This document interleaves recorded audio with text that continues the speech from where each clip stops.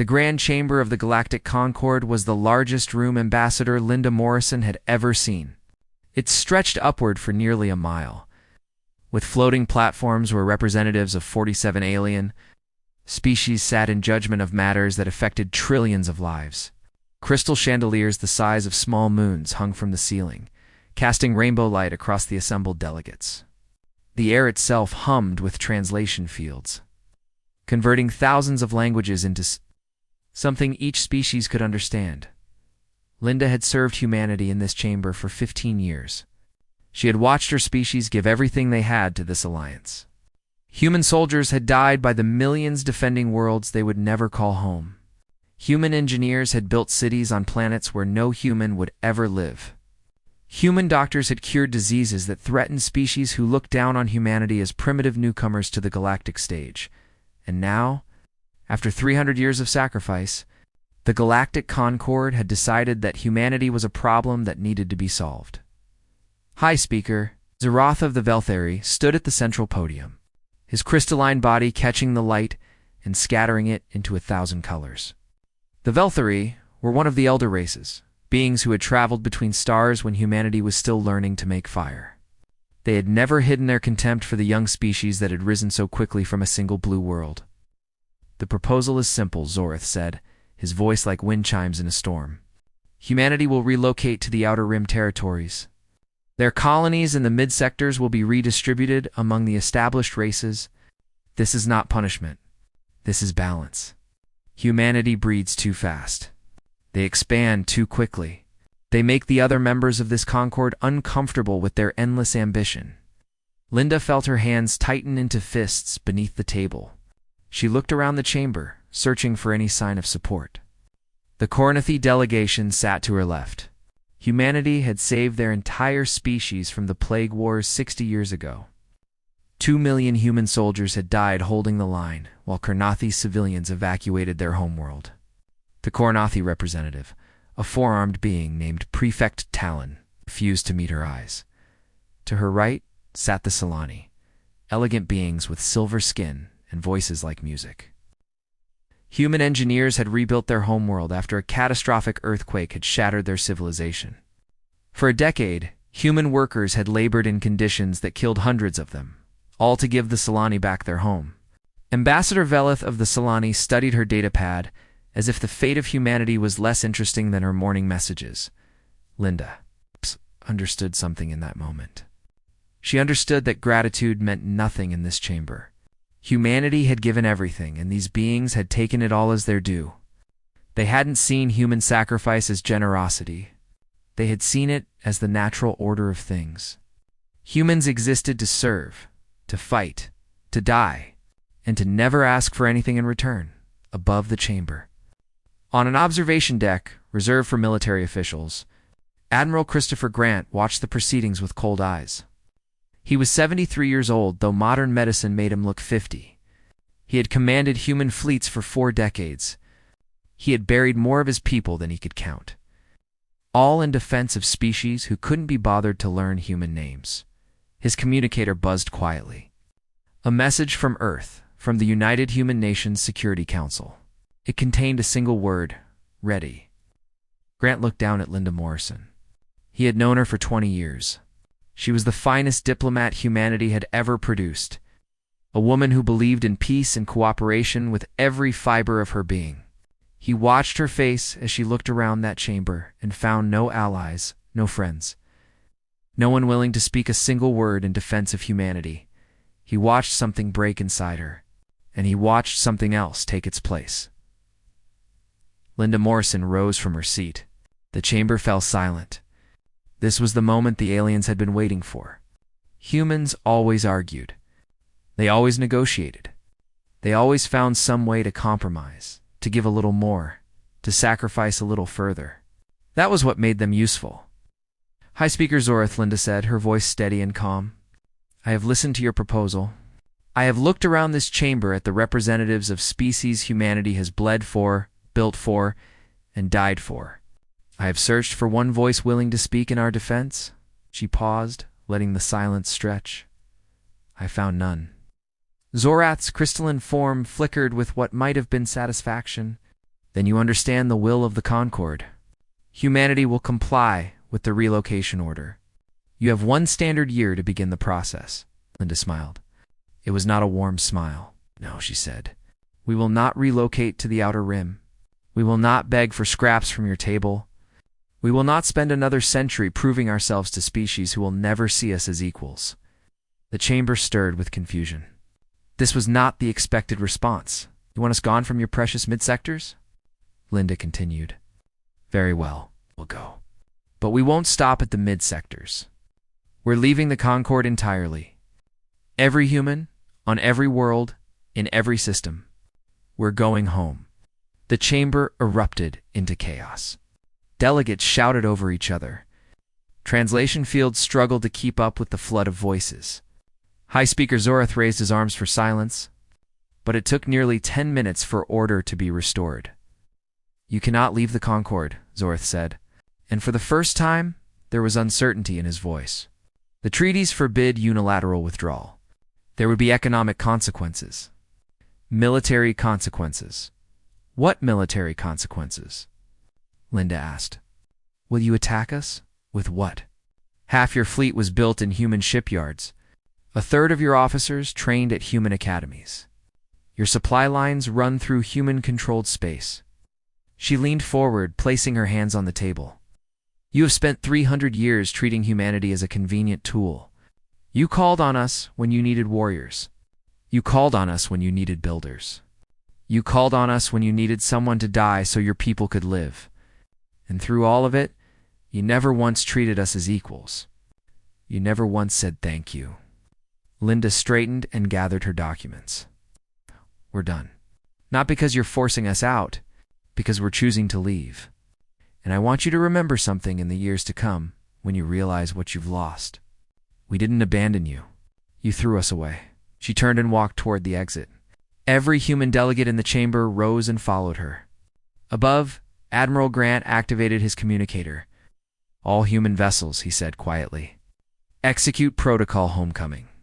Bring our people home, across the galaxy, on 10,000 worlds, in 100,000 facilities.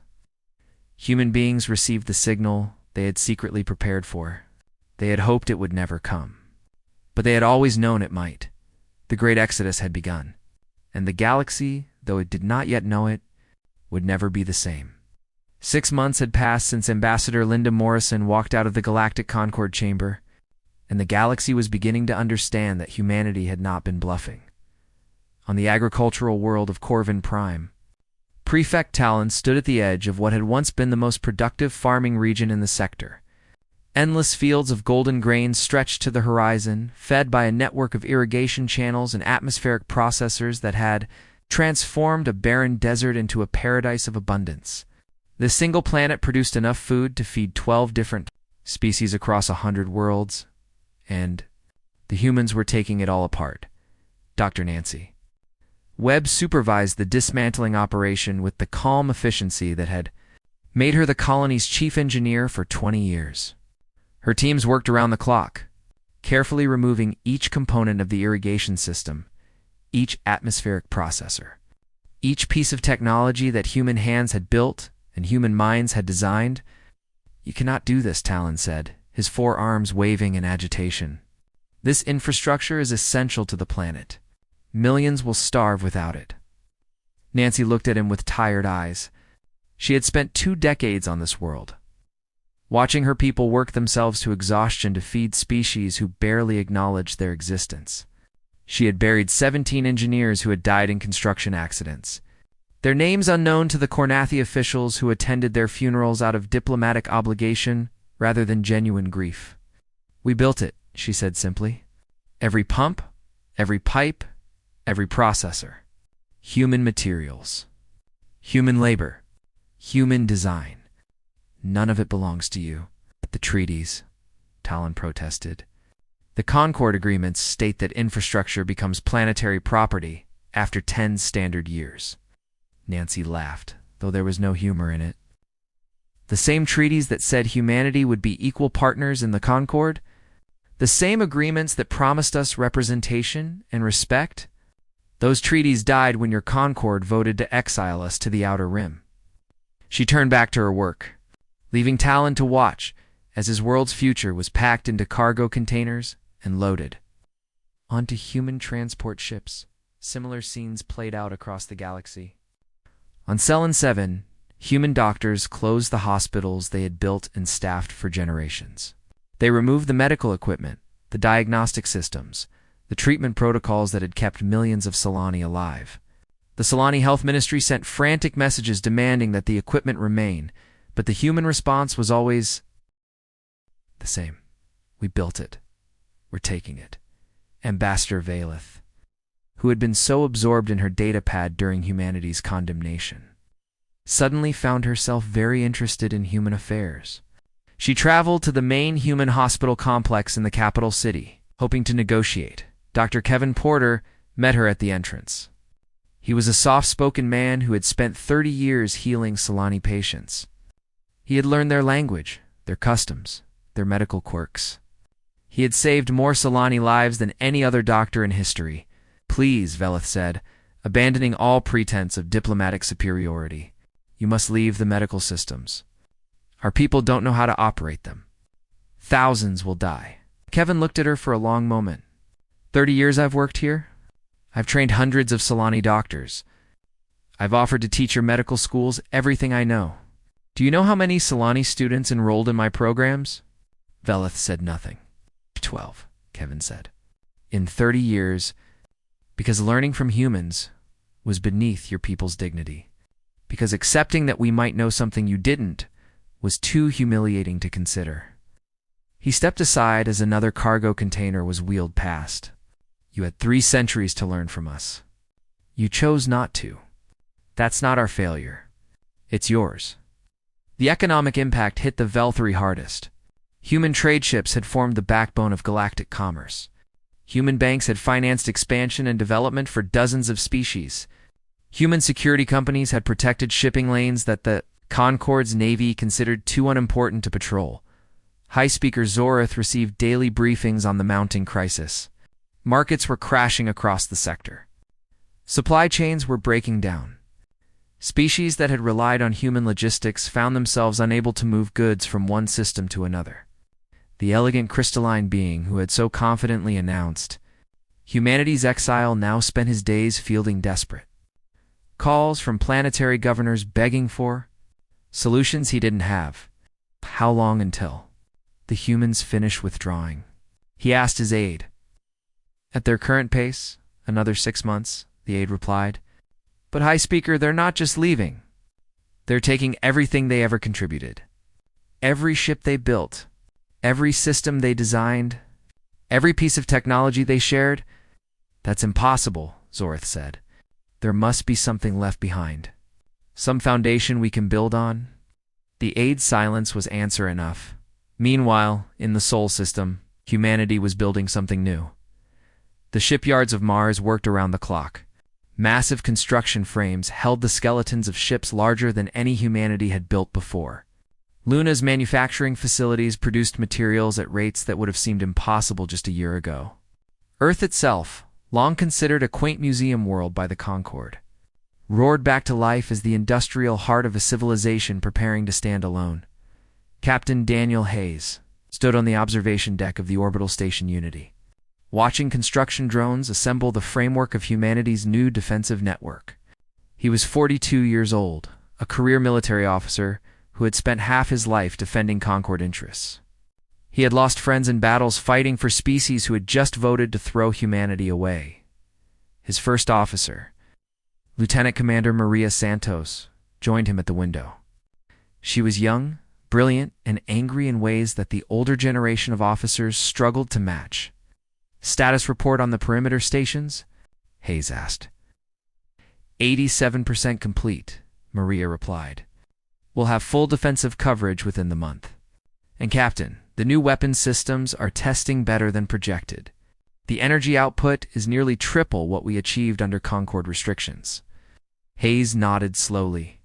For 300 years, the Concord had placed strict limits on human military development.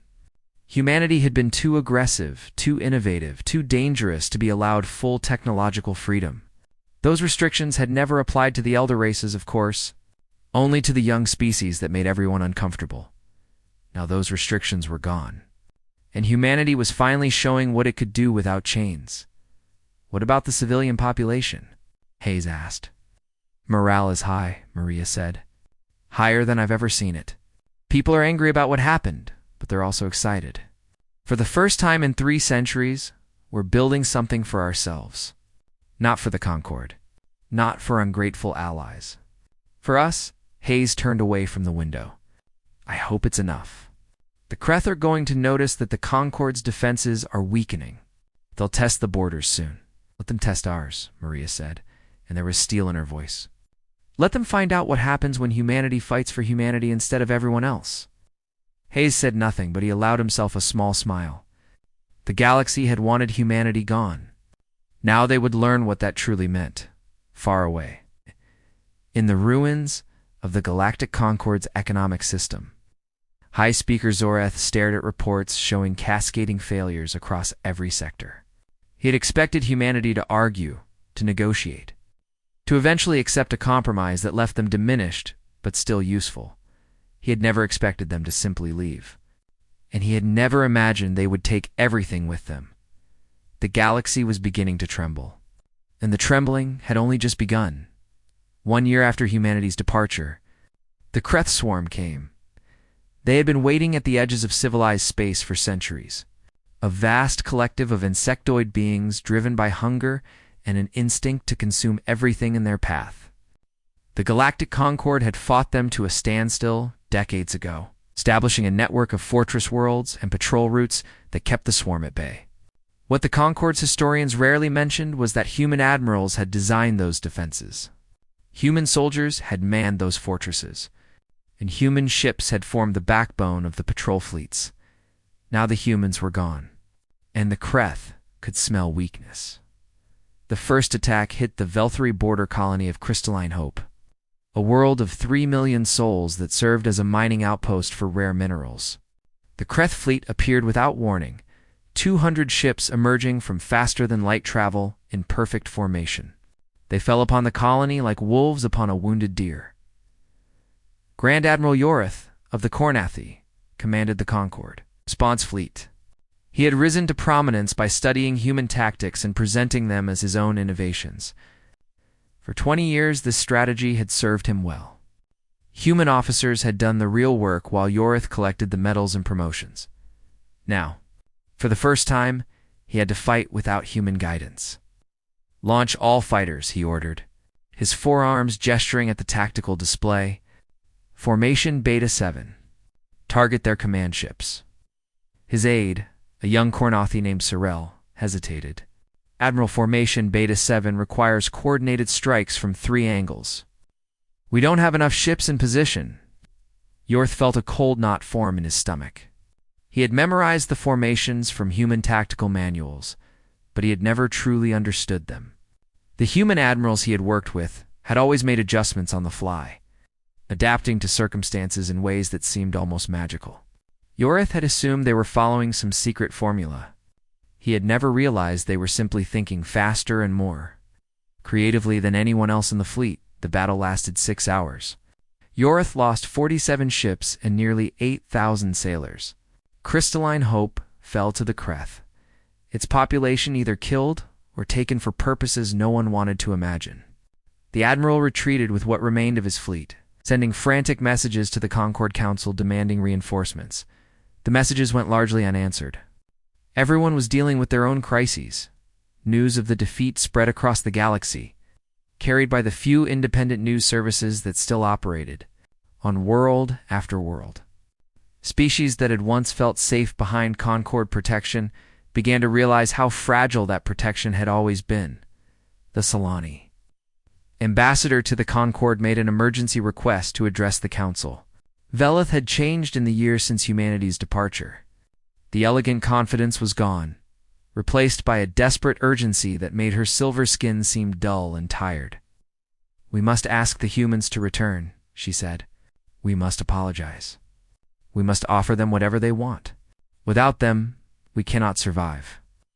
High Speaker Zorith, somehow still clinging to power despite the disasters mounting on every front, rose to respond. The humans abandoned us. They chose to leave rather than accept reasonable adjustments to their territorial holdings. Why would they help us now? Because they are human, Velith said. Because despite everything, they have always helped. It is in their nature. She was wrong. She didn't know it yet, but she was catastrophically wrong. On the human border, a Kreth raiding force of 300 ships made a terrible miscalculation. They jumped into the Tau Ceti system, expecting easy prey. A soft target that would yield resources and slaves before the main Concord fleet could respond. They found the 7th Fleet waiting for them. Admiral Christopher Grant, who had officially retired 6 months earlier, but had been recalled to active duty when the crisis began, watched the Kreth formation from the bridge of his flagship, the carrier Relentless. At 74, he was the oldest serving officer in the human navy. He was also, by a considerable margin, the deadliest. They're deploying in standard Kreth assault formation, his tactical officer reported. They expect us to form a defensive sphere and try to protect the civilian stations. Grant smiled slightly. Then let's disappoint them. All ships, execute pattern Omega. Carrier groups, launch all wings. Today, we teach them why humanity was never the prey. What followed was not a battle, it was a lesson. Human weapons technology had advanced enormously in the years since leaving the Concorde. Freed from restrictions that had limited their development, human scientists had made breakthroughs that would have taken decades under the old system. The new plasma cannons cut through Kreth armor like sunlight through fog. The upgraded shields shrugged off attacks that would have crippled older ships. The human fighters moved with coordination and precision that made the Kreth swarm tactics look clumsy and primitive. The battle lasted 6 hours, the same duration as Yorth's disaster at Crystalline Hope. But the outcome was very different. When the shooting stopped, 273 Kreth ships had been destroyed. Human losses, 0 ships. 17 fighters damaged, no fatalities. Grant stood on his bridge as damage reports came in from across the fleet. Around him, his officers stared at their screens in something approaching disbelief. They had expected a hard fight. They had prepared for losses. Instead, they had witnessed the complete annihilation of an enemy force 3 times their size.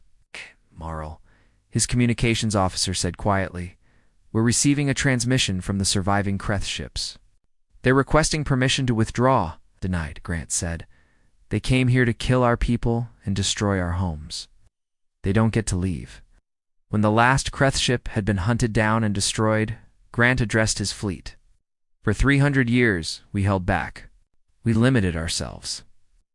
We fought with one hand tied behind our backs because the Concorde told us we were too dangerous, too aggressive, too frightening to be allowed our full strength.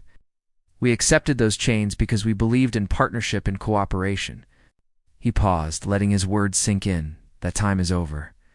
From this day forward, humanity fights for humanity. We will not seek war, but we will not shy from it. We will not attack the innocent, but we will show no mercy to those who threaten our people. Let the galaxy understand, we are not the species that begged for acceptance. We are not the species that sacrificed everything for nothing. We are humanity, and we are done apologizing for existing." The message was broadcast across human space. It was picked up by independent news services and spread through the Concorde's crumbling information networks on 100 worlds. Beings who had dismissed humanity as useful but unimpressive suddenly felt very cold. The Kreth did not test human borders again. They were hungry and relentless, but they were not stupid. They turned their attention to softer targets. To the Concorde worlds that had once been protected by human strength, back on Earth, President Catherine Mills addressed the United Human Nations. Her speech was broadcast to every human colony, every station, every ship. "We offered them partnership," she said. "They demanded subservience. We offered them friendship. They gave us contempt. We offered them our best, and they told us we weren't good enough." She paused, and when she spoke again, her voice was iron. "We will not offer again. The galaxy made its choice. Now they live with the consequences. We will defend our borders. We'll protect our people. Nothing more, nothing less." The message was clear. The galaxy had wanted humanity gone. They had what they wanted, and they were beginning to understand the price. 3 years after humanity's departure, the Galactic Concord was dying. The Velthari had lost 17 worlds to the Kreth Swarm. Their crystalline cities, once considered the most beautiful structures in the galaxy, now stood as empty monuments on conquered planets. The survivors lived as refugees on stations and ships, dependent on the charity of species who had little charity to spare. High Speaker Zoroth was dead. His own people had executed him in the public square of their last major colony, blaming him for the catastrophe he had engineered. The new Velthari leadership spent their days arguing about blame rather than solutions. While the Kreth continued their advance, the Kornathi fared no better. Without human agricultural technology, famine had spread across their empire like a plague. The irrigation systems that Dr. Nancy Webb had so carefully dismantled had never been replaced. Kornathi engineers had tried to build their own versions, but they lacked the fundamental understanding of the science involved. Generations of depending on human innovation had left them incapable of true independent development. Prefect Talon, the same official who had demanded that human equipment remain on Korvan Prime, now governed a world where children died of hunger while adults fought over scraps. He sent message after message to human space, apologizing for his words, begging for help, promising anything in return for food. The messages went unanswered. The Solani had been struck by a series of plagues. Diseases that human medicine had, easily controlled, proved devastating to a species that had never bothered to learn how the treatments worked. Their hospitals stood empty of equipment and knowledge. Their doctors, trained to operate machines rather than understand medicine, watched helplessly as patients died of illnesses that human physicians could have cured in hours. Ambassador Velith led yet another delegation to human space. She had made this journey 7 times in the past 3 years. Each time, she had been politely but firmly refused. But she kept trying, because hope was all her people had left. Foreign Minister Samuel Carter met her at the border station. Massive structure that had been built to handle the diplomatic traffic between humanity and the Concord, now it stood mostly empty, its vast halls echoing with the footsteps of a few dozen officials. Minister Carter Velith said, and there was no pride left in her voice, "I come to beg, not to negotiate, not to bargain, to beg. My people are dying. We have no medicine, no technology, no way to save ourselves. Please, whatever we did to offend humanity, we are sorry. Whatever price you demand, we will pay." Carter looked at her for a long moment. He was a patient man, chosen for his position, because of his ability to remain calm in difficult situations, but even his patience had limits. 15 years ago, he said, I was a junior diplomat at the Concord station on Cellon the 7th. I watched your health ministry reject a proposal to train Solani doctors in human medical techniques. Do you know why they rejected it? Velith shook her head. Because accepting human training would imply that humans had knowledge worth learning, as admitting that our medicine was superior would be an insult to Solani pride. Carter's voice was calm, but there was steel beneath the words. 3,000 Solani doctors could have been trained in the time since then. Instead, you have nothing. We were fools, Velith whispered. We know that now. Yes, Carter agreed. Yes, you were. And here's the part that really matters, Ambassador. You weren't fools because you failed to prepare for disaster. You were fools because you looked at humanity, at everything we offered and everything we gave, and you decided we weren't worth respecting. You sat in that chamber 3 years ago and said nothing, while your Concord voted to exile us. He stood and walked to the window, looking out at the stars. We're not cruel people, Ambassador. We don't want your species to die. But we can't trust you. Your silence was your vote, and votes have consequences. Velith left with nothing, as she had left the 7 times before, which is time. She didn't weep. She was too tired for tears. Meanwhile, within human space, something remarkable was happening. Free from Concord restrictions and the constant drain of defending ungrateful allies, human civilization was experiencing a golden age. New technologies emerged every month. Colony ships launched every week. The population boomed as humanity finally had room to grow without being told they were expanding too fast. Admiral Christopher Grant had retired again, this time to a small farm on a terraformed moon in the outer solar system. He spent his days tending crops and watching sunsets, but he stayed in touch with his former colleagues. The reports they sent him were extraordinary. Human scientists had achieved stable zero-point energy extraction, providing unlimited power to every colony. Human engineers had developed new materials that made shipbuilding faster and cheaper. Human doctors had effectively cured aging, extending the human lifespan indefinitely. But the most remarkable changes were social. Without the constant pressure of serving an ungrateful galaxy, humanity had turned inward in the best possible way. They invested in education, in art, in philosophy. They built universities and museums. They debated ethics and meaning. They became, in many ways, the civilization they had always aspired to be. Captain Daniel Hayes, now promoted to Rear Admiral, visited Grant on his farm one autumn evening. They sat on the porch watching the stars come out, sharing a bottle of wine from Grant's small vineyard. "The Kreth have taken another 5 Vel-3 systems," Hayes said. "The Kornathi are breaking into factions. Civil war seems likely. The Solani plague situation is getting worse." Grant nodded slowly, his weathered face betraying nothing. "I know. I read the reports. Some people are saying we should help, but we have a moral obligation to prevent genocide, even against species that treated us badly." Grant was silent for a long moment. When he spoke, his voice was tired. "Daniel, I spent 40 years of my life defending those people. I buried friends on worlds whose names I couldn't pronounce, fighting for species who didn't know we existed. I watched human soldiers die by the thousands so that Kornathi, children could sleep safely in their beds." He took a sip of wine, and then I watched. "Those same species vote to exile us to the outer rim because we made them uncomfortable. Not because we had done anything wrong.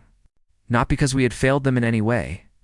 Because our existence, our success, our very presence was too much for their pride to bear." Hayes said nothing. "There was nothing to say I don't hate them," Grant continued. "I'm not capable of hating anyone anymore. But I can't save them either. Some lessons can only be learned the hard way. And the galaxy has to learn that humanity is not a tool to be used and discarded. We're people. We have dignity.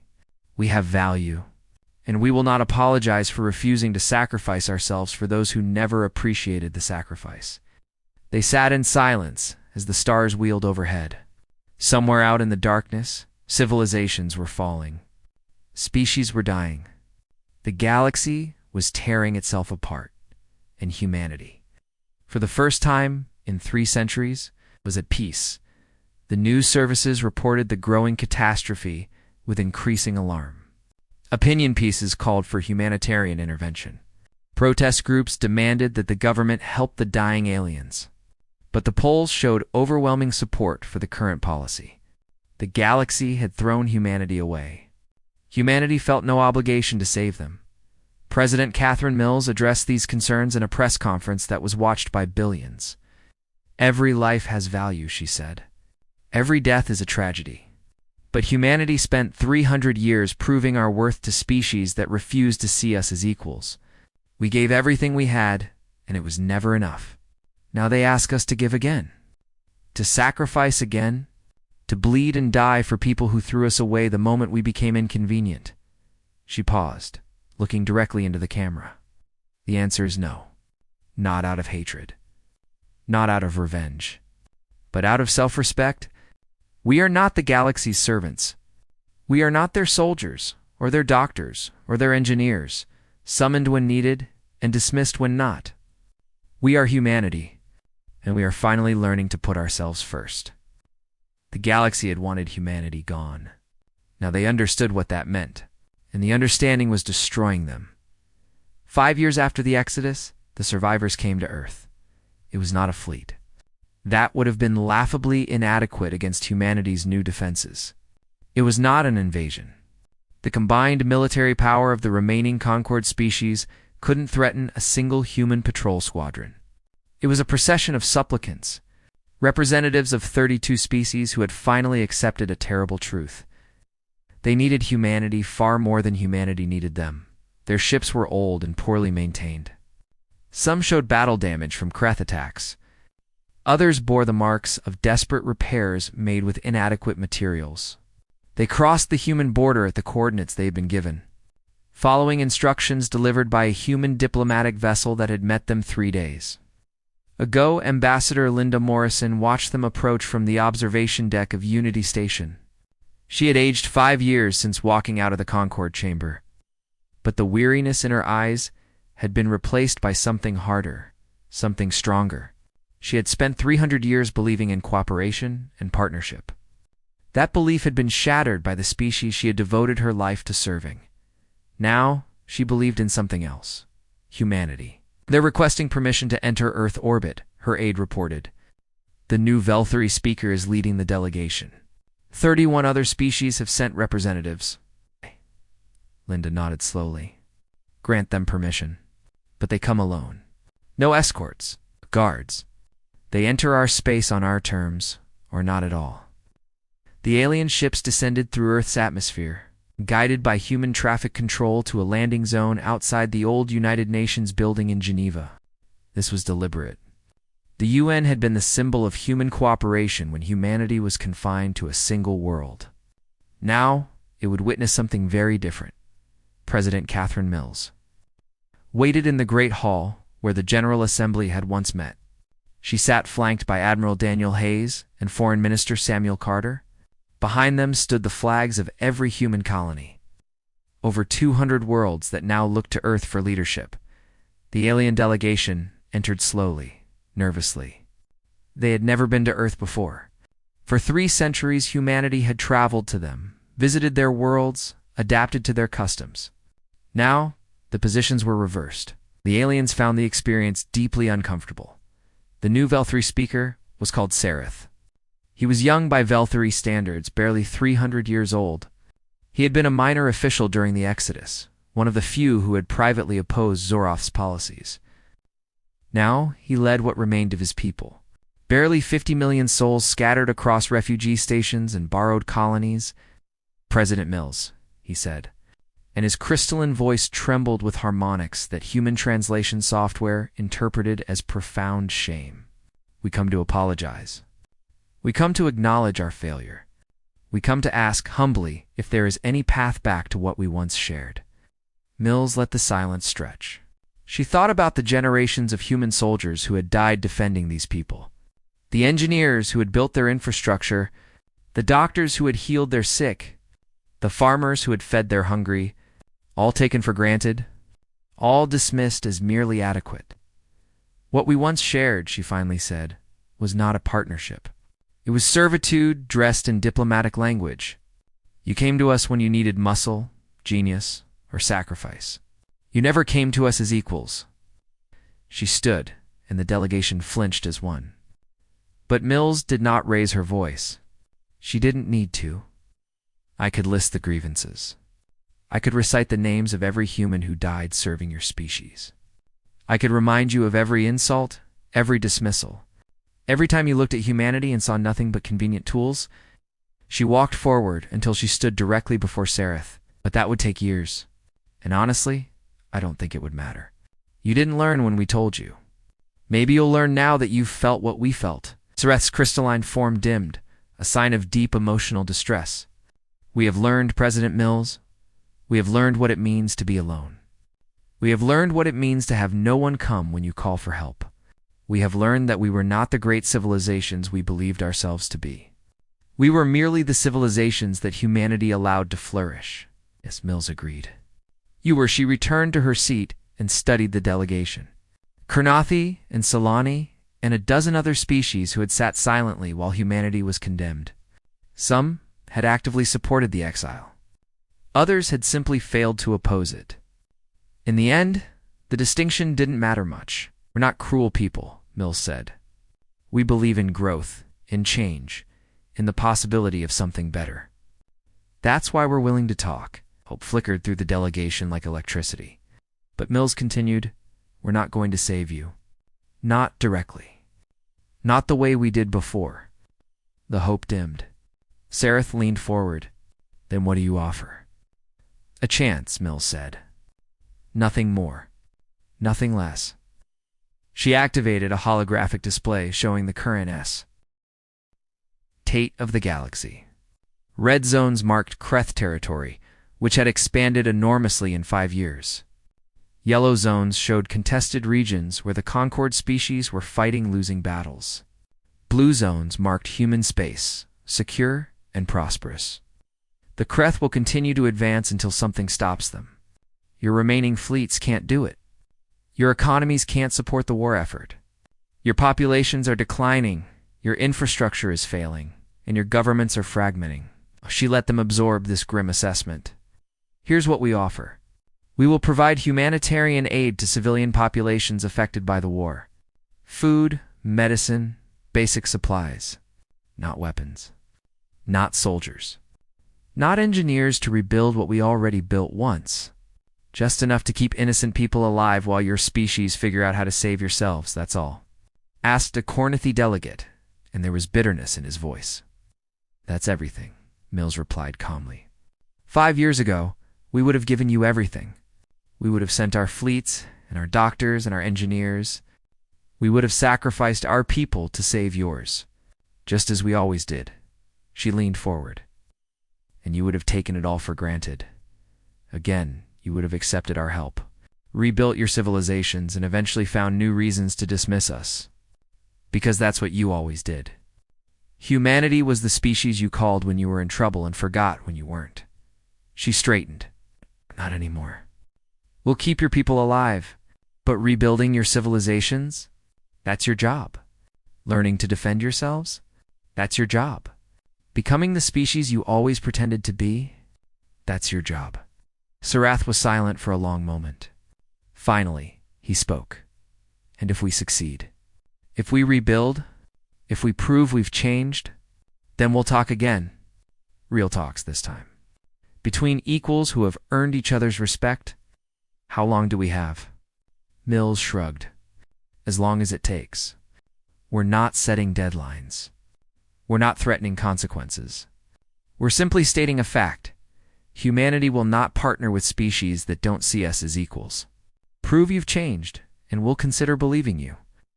The delegation departed 3 days later with more than they had dared hope for and less than they desperately needed. The humanitarian aid began flowing within weeks, food and medicine and supplies that kept millions alive. But no weapons. No soldiers. No technology transfers. The galaxy watched to see what would happen. Some species immediately began the hard work of rebuilding on their own. They established new training programs, developed their own technologies, built new institutions that didn't depend on human support. Others collapsed into chaos, unable to function without external help. The Kreth continued to advance for another 2 years before the reformed Concord forces, fighting with new tactics and homegrown technology, finally managed to halt them. It wasn't a stunning victory. It was a grinding, bloody stalemate that cost millions of lives. But it was their victory, achieved through their sacrifice. 10 years after the Exodus, Sareth returned to Earth. This time, he came not as a supplicant, but as the leader of a rebuilding civilization.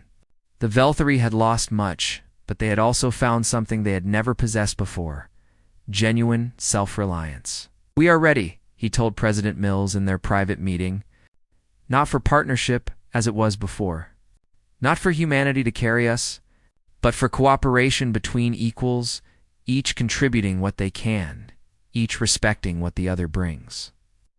Mills studied him for a long moment. She was older now, her hair streaked with gray.